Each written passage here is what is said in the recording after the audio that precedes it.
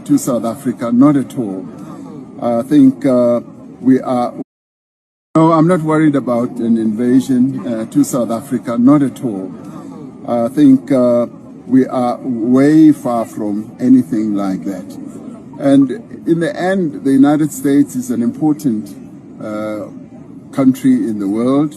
And we have always believed that any differences with whichever country, including the United States, needs to be discussed. We need to sit down and find solutions. The world is changing fast. And right now, warships from China, Russia, and Iran are sailing off the coast of South Africa.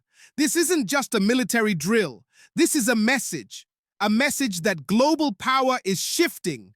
And the center of that shift might just be Africa. The question is, are we paying attention? Or are our leaders still asleep while history is being written? This is not the time to sit on the sidelines. It's time to wake up, because Africa's future is being decided now. In January 2026, South Africa is hosting a joint naval drill involving warships from China, Russia, Iran, and its own South African Navy. It's called Exercise Will for Peace. Officially, it's about maritime cooperation, anti-piracy, and securing trade routes. But behind the diplomacy and Navy uniforms lies a deeper reality, a strategic shift that could change the global balance of power. These exercises are not just symbolic. They are practical steps towards military coordination among BRICS nations. For decades, BRICS has been seen as an economic alliance. But now, we're seeing clear signs that it's evolving into a geopolitical force, with military collaboration as part of its agenda. This isn't the first time such drills have happened, but the timing of this one is different. The world is more polarized than ever, with the US and NATO on one side and emerging powers like BRICS on the other. Hosting this exercise is South Africa's way of saying, we are not just observers anymore. We are participants in shaping the new global order. Let's take a moment to understand who's involved and why it matters. China, a global economic giant, challenging US influence in Asia, in Africa, and on trade routes worldwide. China's presence in Africa is massive, from infrastructure to military cooperation. Russia, a nuclear military power in open defiance of Western sanctions. Their message is clear. We're not isolated, we have allies. Iran, the longtime enemy of the US in the Middle East, now expanding ties with BRICS as part of a broader anti-Western alliance. South Africa, the only African founding member of BRICS, standing at the crossroads between Western pressure and the promise of multipolar power. Together, these countries aren't just flexing muscles. They're testing what joint military cooperation could look like in a world no longer dominated by one superpower. The choice of South African waters is also symbolic. It's not just about location, it's about leadership. It shows that Africa is no longer the playground of global powers. It's becoming the platform where global strategy plays out. Now, here's where it gets serious.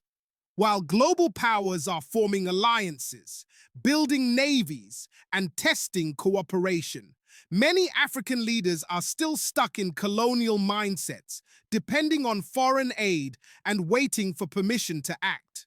But let's ask ourselves, why is South Africa the host? Why not Nigeria? Why not Kenya? Why not Egypt?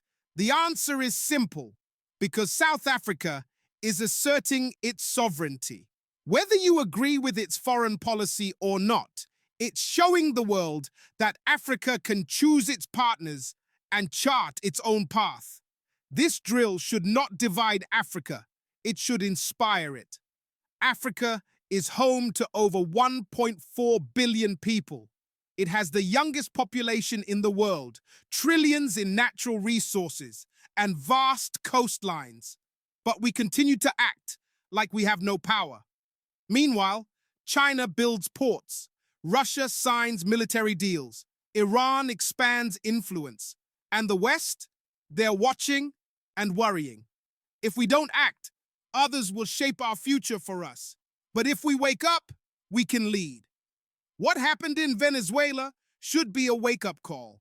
A country rich in oil, resources, and culture, isolated, destabilized, and sanctioned. Why? Because it challenged the global status quo. If BRICS members are building military ties, it's not just for defense. It's to prevent what happened to Venezuela, or Libya, or Iraq from happening again. African countries should learn from this. Unity is strength.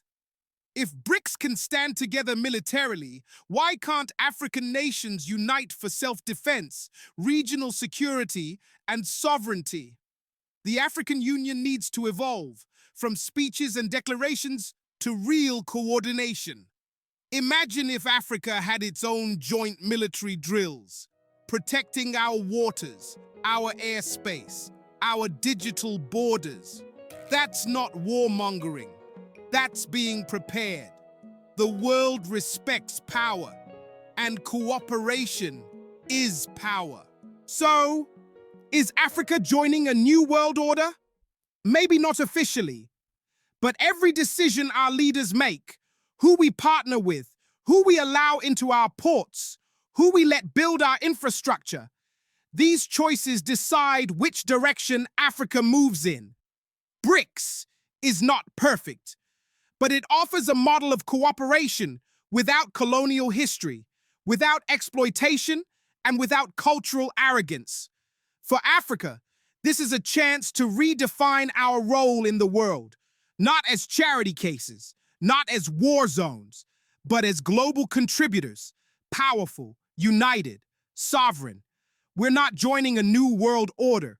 We're shaping it if we choose to.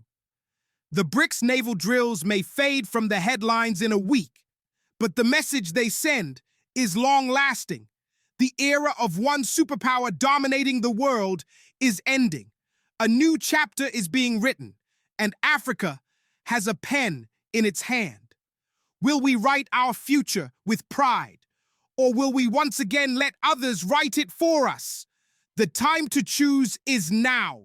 Africa, wake up, unite, lead, and make Africa great. Subscribe to Make Africa Great for more bold, empowering content that tells the truth the world won't. Africa is rising.